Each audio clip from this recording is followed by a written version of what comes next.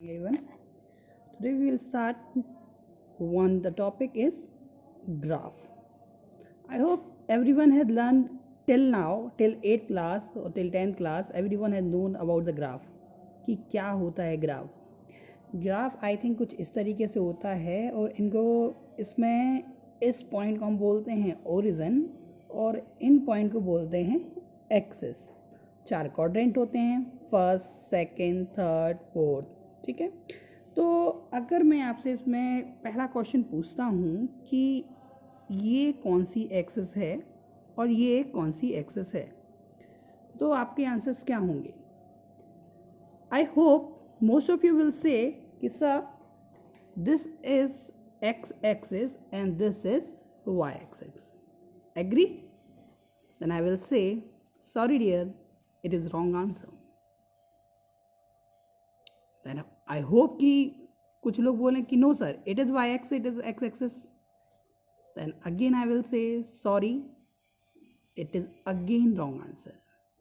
तो फिर ये एक्सिस कौन सी है और ये एक्सिस कौन सी है, ये कैसे पता करें? बट अब आप बोलोगे सर हम तो अभी 8 तक पढ़ के आए हुए हैं और 8 तक पढ़ने में हमारे हर टीचर ने हमें यही बताया हुआ है कि ये एक्स एक्सिस और ये वाई एक्सिस है, और सब जब मैंने क्वेश्चन किए तो मुझे पूरे मार्क्स मिले मैथ्स में। और अब टीचर ने बताया तो टीचर तो गलत बताएगा नहीं, टीचर तो गलत पढ़ा नहीं सकता है। इट मीन्स अब बात आती है कि फिर बात कौन सी, फिर कौन से एक्सिस हैं ये? जब टीचर ने हमें ये एक्स बताया और ये वाई बताया और सही डाला, और आज अगर आप ये बोल रहे हो ये एक्स एक्सिस है और ये वाई एक्सिस है, तो मैं क्या बोल रहा हूँ कि ये आंसर आपका क्या है? रॉन्ग। सो डियर, ये एक्स एक्सिस भी हो सकती है, वाई एक्सिस भी हो सकती है, जेड एक्सिस भी हो सकती है, A B C D E P P कुछ भी हो सकती है। ऐसे ही ये भी X Y Z A P E B कुछ भी हो सकती है। बट हमें नॉमिनेट तो करना होगा। अगर हम आपसे बोलें कि इस एक्सिस पे ये ले लो और उस एक्सिस पे ये ले लो, तो आप कैसे डिफाइन करेंगे कि कौन सी एक्सिस कौन सी है? तो याद रखिएगा, ये बहुत इंपॉर्टेंट पॉइंट है कि ये जो एक्सिस होती है, इस एक्सिस का नाम है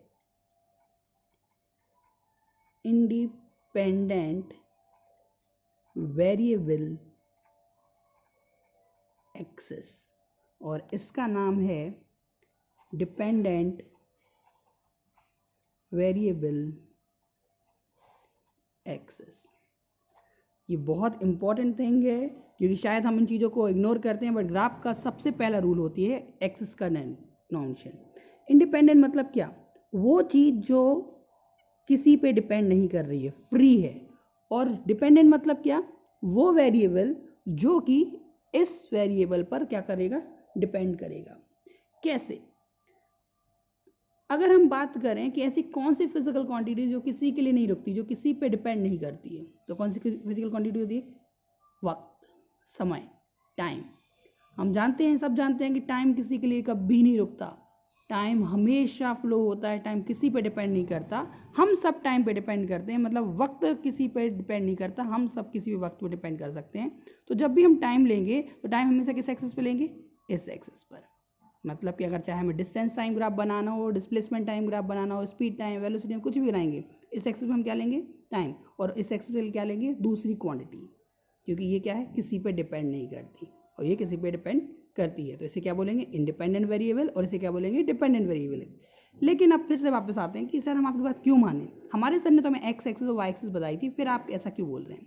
तो चलिए देखते हैं कि सर ने कैसे बताया था।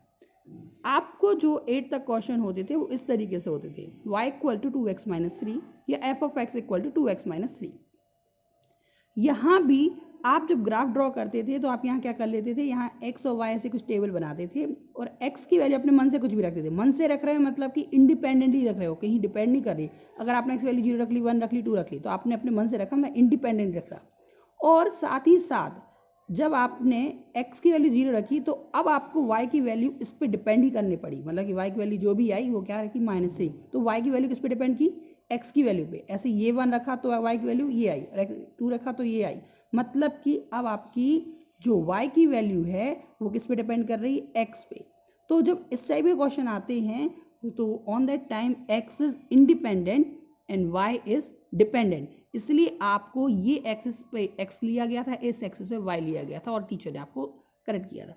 बट अगर क्वेश्चन कुछ इस तरीके से होता x इक्वल टू 2y-3 या f of y equal to 2y-3, then who is independent? y की वैल्यू आप कुछ भी लेते और x की वैल्यू आप पुट करते जो डिपेंड करती y पे। उस केस में क्या होता है, ये y एक्सिस है और ये x एक्सिस है। तो हमेशा याद रखिएगा कि ये एक्सिस कौन सी होती है? Independent variable. ये एक्सिस कौन सी होती है? Dependent variable axis. हम आपको और बता दें, ये केवल यहाँ के लिए, किसी भी ग्राफ के लिए बात करें तो अगर मैं आपसे बात करूं कि आप क्रिकेट देखते होंगे तो क्रिकेट में भी जब हम ग्राफ बात करते हैं तो क्रिकेट में भी रन रेट वगैरह कुछ ग्राफ होते हैं, तो उसमें भी ये जो लाइन होती है, एक्सिस होती है, इस पर हमेशा आते हैं ओवर, क्योंकि ओवर किसी पर डिपेंड नहीं करते बट रन ओवर पर डिपेंड करते हैं। तो first point of us that is graph में ये कौन सी एक्सिस होती है? Independent variable. और ये कौन सी होती है? Dependent variable axis.